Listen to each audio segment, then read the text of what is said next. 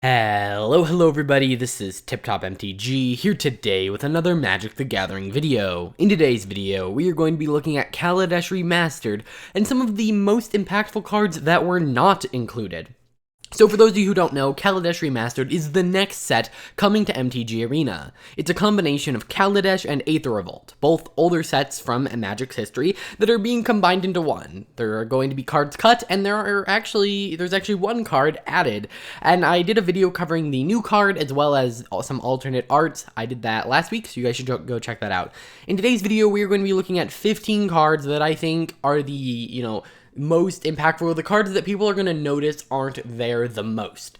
Because, obviously they're combining two sets into 300 cards, so obviously there are going to be a lot of cards missing. Now, a lot of them are just commons, like a 3/3 for 3 is not really needed in the game. So why spend the time or waste the slot in the set with that? So they cut a lot of those, but you'll also notice there are some mythics and some rares cut, and so those are a lot of what we're going to be talking about today, and they're cut for various reasons. Either they're not very good, or they're too powerful. And so we're going to kind of talk about each card, why I think it was cut, and why I think it's a kind of a big deal that it was cut, or why people are going to miss it. So why don't we jump right into this? Starting off, we have Smugglers Chopper. This is a 2-cost artifact vehicle, 3/3 with flying, and it says whenever it attacks or blocks, you may draw a card. If you do, discard a card, and then you can crew 1. So first off, 3/3 for 3, 3/3 for 2, sorry, with flying, crew 1, not awful. Crewing is a very easy thing to do generally. Now, this ability to draw a card and then discard a card, this can be used in many different applications, and it's one of the most powerful vehicles in the history of the game, and so it makes sense that it wasn't included. I believe it had to be banned it was banned in something. I don't remember if it was the standard of the time, or if it was modern or pioneer or something, but I remember it being banned because it is just such a powerful card. Maybe it wasn't banned, but I know people wanted it to be. I mean, this thing can give you, it can get you to your combo pieces, it can make sure you have the perfect cards in your hand, it can feed your graveyard, and it's not an awful creature in itself. So yeah, I think this is clearly not included just for power level reasons, so I'm glad that is the case. Also, it's not that, it's unlike some other cards on this list. I don't think there's a lot of fun you could have with this card, where, some cards are just, ooh, that's a really fun build around, or ooh, that works really well. This is just a kind of generic and boring card that just happens to be very good. Next, we have Giraffe Gear Per Ori. It's a 4-cost artifact, and it says each player may play an additional land on each of his or her turns. At the beginning of each player's upkeep, if that player had no cards in hand, that player draws 3 cards. Now, why this one wasn't included, I'm not exactly sure. Maybe, the amount of land playing is a little bit too high, and, this gives an ability to kind of just unload your hand and then refill it. And honestly, I think if this was in Historic, there could be potentially decks built around it. I mean, maybe this goes in some sort of weird mono red deck that lets it keep refilling their hand, and I don't know. But I think this card is kind of disappointing that it's not in the set, because I think it has so much potential. I mean, the fact that it's a symmetrical effect, I think really makes it so you have to build the deck around it, and it's not just this really overpowered value card, because, it's obviously not that good, because you and your opponent get the same effect. You just spent a card and mana giving both you and your opponent the same effect, but you have the advantage of it. You knew this effect was going to be in this game, so you probably built your deck a little bit differently. So yeah, a little bit disappointed this is in here, because I think that cards that are symmetrical and because of that give you an advantage for building your deck in a specific way, I think those are more interesting, and I like building around them. So I'm a little bit disappointed it's not included, but it is life. Next, we have Dramatic Reversal. Now, this is a 2-cost blue instant. It says untap all non-land permanents you control. This card is a combo-y card. Now, in Historic, I don't know how much damage it could actually do. You'll actually notice this is a common. I just think that they are worried about interactions with, anything. If you have some ability to repeatedly return cards from your graveyard to your hand, you can, generate infinite mana with this. Obviously, the famous kind of combo is this and Isochron Scepter, which kind of lets you, Isochron Scepter, when it ETBs, you can put a instant or sorcery from your hand with CMC 2 or less under it, and then you can pay 2 or 3 mana and tap the scepter to cast the spell, which then this untaps the scepter, the spell does, and then it also untaps all your mana rocks, so that just generates infinite mana pretty much. And Because of that, it makes a lot of sense. I think this could actually be hinting, and this is why I wanted to talk about it here. I think that they could be adding Isochron Scepter to Historic in not in Pioneer Masters, in the future is what I just meant to say. Because, you know, I think it is such an interesting card. It's one of those cards that is fun. I mean, there are cards that aren't good and are fun, but there are also cards that are just really, really fun, regardless of how powerful they are. And Isochron Scepter, in order to be powerful, needs the right cards in the format. So I think that Isochron Scepter could be an interesting inclusion into Historic. I can't really think of any problematic cards, especially saying that Dramatic Reversal isn't in there. Another thing, for all of these cards, Pioneer Masters was already being built when this set was put together, I would assume. So I would assume that if some of these cards, maybe aren't on this list, they could be in Pioneer Masters. And so they're like, well, we already really like this card in Pioneer Masters. We are just going to, cut it from here and introduce it later. So that could also be the case. Maybe they are looking to, put this into Pioneer or into... put this into Historic, but I'm not really sure. So keep everything I'm saying with like a grain of salt. Obviously, I don't know why they did specific actions, but also remember that this was designed around the same time as Pioneer Masters, so missing cards could be because they're in there. I would not be surprised if every single set in Pioneer was represented in Pioneer Masters, at least the ones that aren't already in Arena. Next, we have Diabolic Tutor. Now, this is a 4-cost black sorcery, and says search your library for a card and put that card into your hand, and then shuffle your library. And I think there are 2 reasons they could have not had this card in here. I think the first reason is that we already have a lot of these.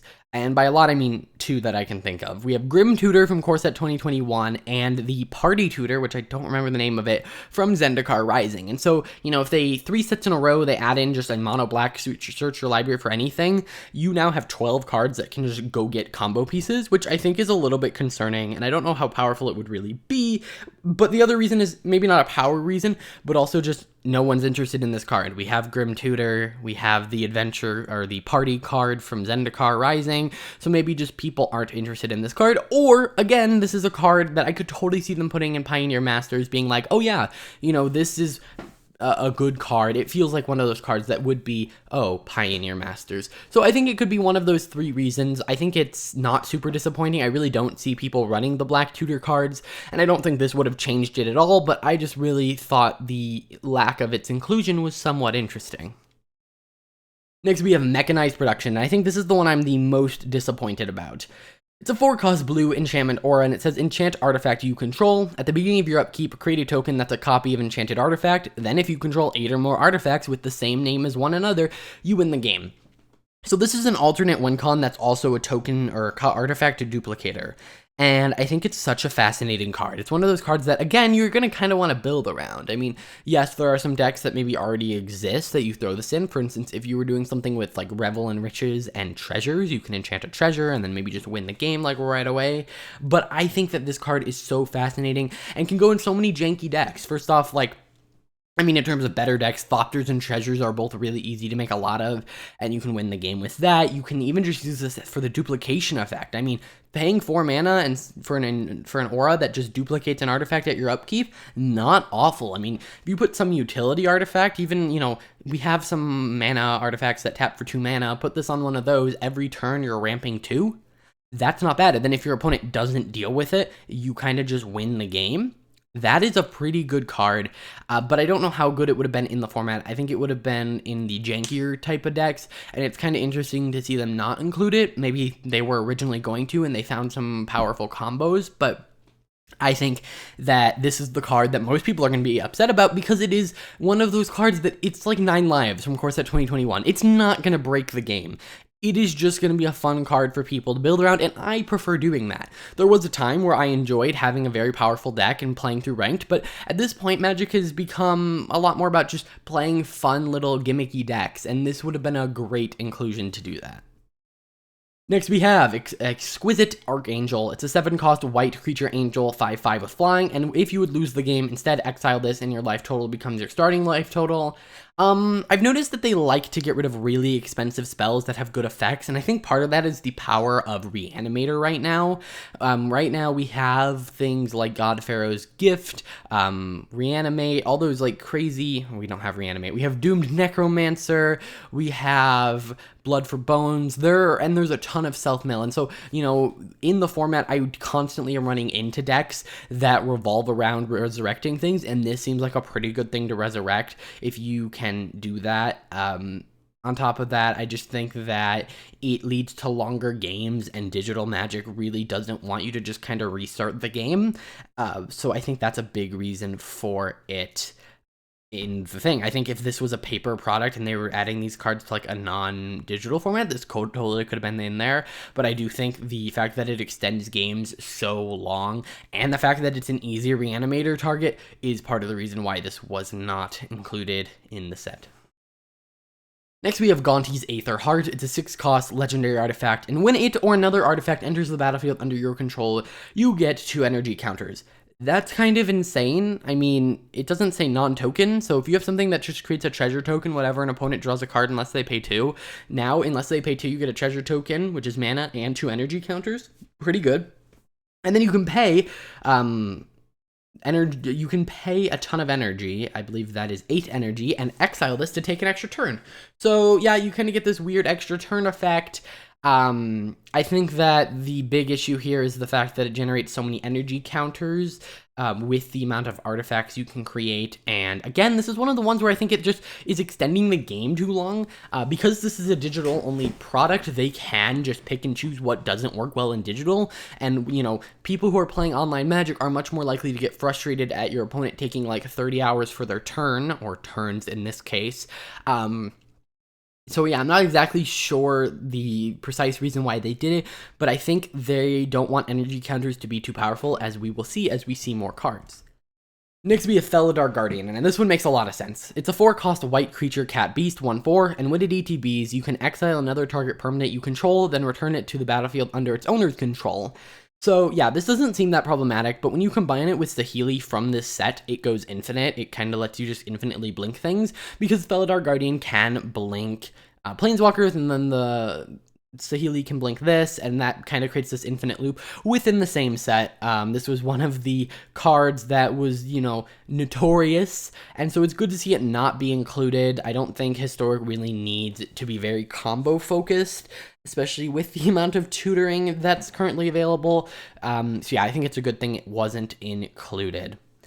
Next we have Aid from the Cowl. It's a 5-cost green enchantment with Revolt, and it says at the beginning of your end step, if a permanent you controlled left the battlefield this turn, reveal the top card of your library. If it's a permanent card, you may put it onto the battlefield otherwise you may put it on the bottom of your library. Now, I don't know exactly, again, why they chose this, but I would assume it has something to do with the amount of big creatures and cheating of mana cost. I mean, this is probably one of the more janky cards. I don't really see this being very reliable, but when you combine it with something that is a repeatable, like, flicker effect, you can do some really interesting things with this card. And so, while I don't necessarily have the ability to speculate on why this wasn't included, other than they just didn't have room for it, I think the fact that it isn't there is kind of unfortunate. I would love to see this with like Thassa, who can just make sure you're flickering things every single turn. But nevertheless, it's an interesting card that I'm disappointed it's not in here. I hope we get to see it eventually. Now, when it comes to them cutting commons and uncommons and things, I'm generally fine with it, because, you know, no one's going to care if they're there. But when they start cutting rares, and I get some rares are really just never going to be used, but rares like this, where I could totally see a deck built around it, they're eventually going to need to add this in here if they want to call their format, you know, Pioneer. Because maybe there is a Pioneer deck where they want to run this, and then, you know, what are they going to do? So I think that this card's eventually going to be needed to be added. So I think if they did their remastered sets where they just add every card and then temporarily ban some of them, I honestly think that could be better. And my opinion on this keeps changing. I'm like, do you really want to add cards that are just banned in every format anyway? No, but also, do you really want to come back and be like, well, here's all these cards, you know, Felidar Guardian does need to be in here eventually, so it'll be interesting to see what happens there. Next we have Solemn Recruit. It's a 3-cost white creature dwarf warrior 2/2 with double strike, and it says at the beginning of your end step, if a permanent you control left the battlefield this turn, put a +1/+1 counter on it. This one, I think, is going to be mostly disappointing because it is a warrior with double strike. We just had Zendikar, which was full of warriors that cared about boosting them up, and I think that this could have been a really good inclusion in there. It kind of rewards you for having your stuff blown up, or maybe there's some weird little flickery thing you can do. So yeah, I definitely think that this one's disappointing that we didn't get the thing, but I don't think it'll have that many people upset. I just think it would have been a nice little combination with Zendikar. And then we have Walking Ballista. So this one's another powerhouse. It's an XX artifact creature construct 0/0, and when it enters the battlefield with X +1/+1 counters. You can pay 4 and put a +1/+1 counter on it, or you can remove a counter from it and it deals 1 damage to target creature or player. Why was this not included? There's one card, and his name is Heliod.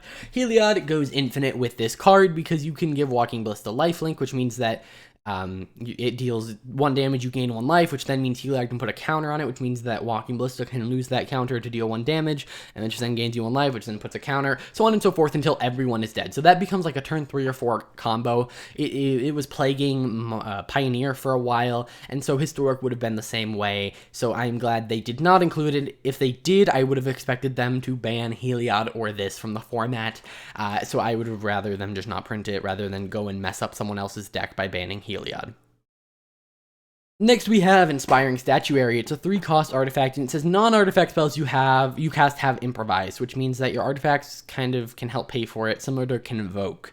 I think this one is, again, a little bit disappointing. It's one of those cards that can be fun to put in a deck to build around. Maybe in like a colorless deck, you can use this to like go cast your Ugins really early, stuff like that. It would have been a nice thing to put in the sideboard for Karn to go grab in like a Tron deck. So I think it's one of those cards that, again, you're going to want to build around, and I generally like doing that. And you can kind of see my bias here, but I think it would have been a fun one to build around. And it's disappointing it's not here, especially when you look at some of the cards that did make it in.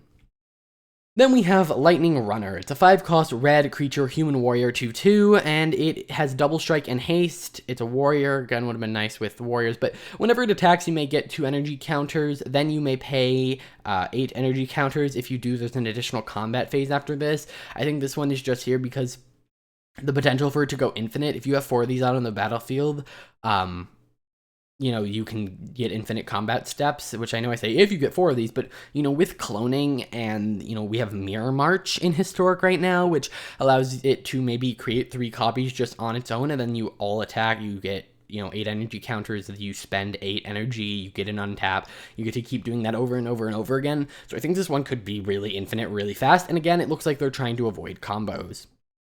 And it looks like they're trying to weaken our energy counters. Next, we have Battle at the Bridge. It's X and a black for a sorcery with Improvise, and target creature gets -X until end of turn, and you gain X life. This one's kind of just me enjoying black artifacts. Like, a lot of the time when artifacts happen, it's either white or blue, and I enjoy when, like, green and black get to go in and do a little bit of that, too. And so the fact that this wasn't included means that artifacts are going to kind of not go towards black, when I don't think this is enough to say, hey, black artifacts are going to be, like, the thing, but I think it would have really helped and would have been an interesting inclusion. Maybe we could have gotten an Esper artifact kind of deck.